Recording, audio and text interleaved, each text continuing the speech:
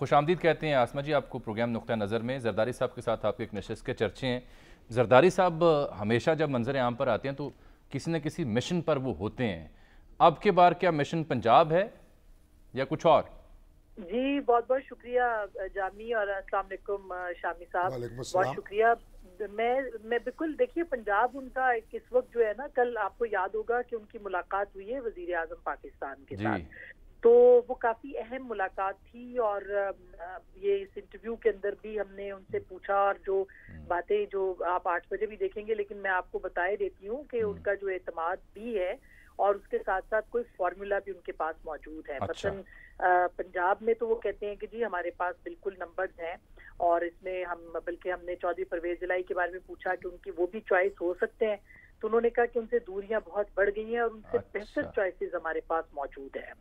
और खैबर पख्तूनख्वा में हमने कहा कि उनके पास वहाँ तो 2/3 मेजॉरिटी से ज्यादा, मतलब वहाँ पीटीआई के पास कंफर्टेबल है पीटीआई, तो आप कैसे करेंगे? मतलब ये सिर्फ एक नारा हो सकता है, इसके अलावा नहीं। लेकिन जरदारी साहब ने कहा कि वहाँ पे कुछ लोग गुमराह हो गए थे हमारे, उनको हम वापस ले आए। अच्छा, यानी जो पीटीआई में माजी में चले गए थे कुछ बरस चले गए थे, वो उनकी तरफ उन्होंने इशारा किया कि वो उनको हम वापस ले आएंगे।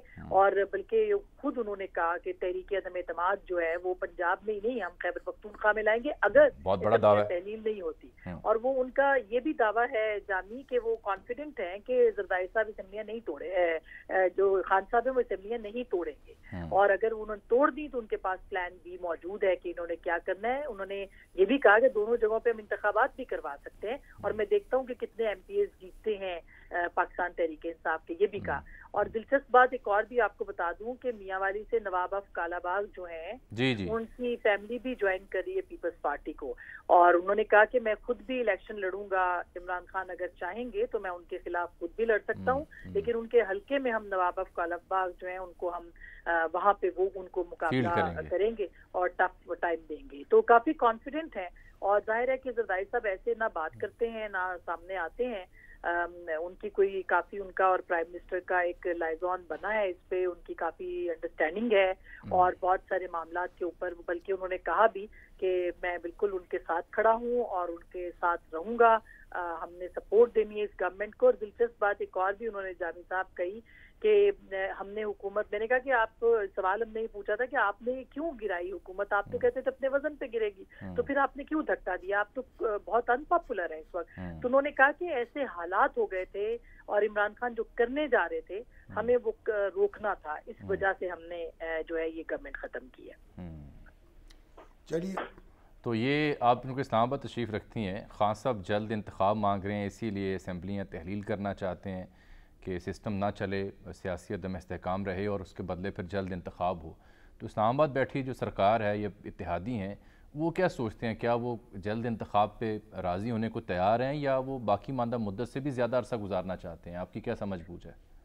मेरा नहीं ख्याल कि वो इंतखाबात पहले कराने के मूड में है, और बल्कि उन्होंने कहा भी है कि लगता नहीं है कि इंतखाबात कौमी असम्बली के अपने वक्त पर ही होंगे। और अगर फिर भी उन्होंने कहा कि अगर होने चाहिए अपने वक्त के ऊपर, और लेकिन जो भी फैसला होगा वो पॉलिटिकल लीडरशिप करेगी, और इम्कानात इस बात के कम है, हम अपनी हुकूमत को चलाएंगे, ये उन्होंने कहा।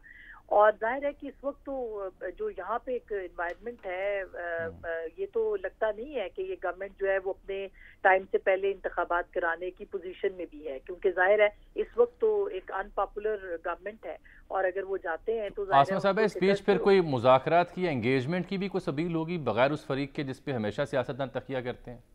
देखिए, ये तो जरदारी साहब से हमने पूछा कि आप मुफाहमत के बादशाह माने जाते हैं, तो क्यों आप इमरान खान साहब से मुफाहमत नहीं करते, वो एक पॉलिटिकल रियलिटी है। उसके जवाब में उन्होंने कहा कि अगर वो मुफाहमत की बात करेंगे तो हम उनके साथ जरूर बात करेंगे, लेकिन उनके लबो लहजे में कहीं मुफाहमत नहीं है, लेकिन अगर वो करेंगे तो हम बिल्कुल उनके साथ बात करने को तैयार होंगे।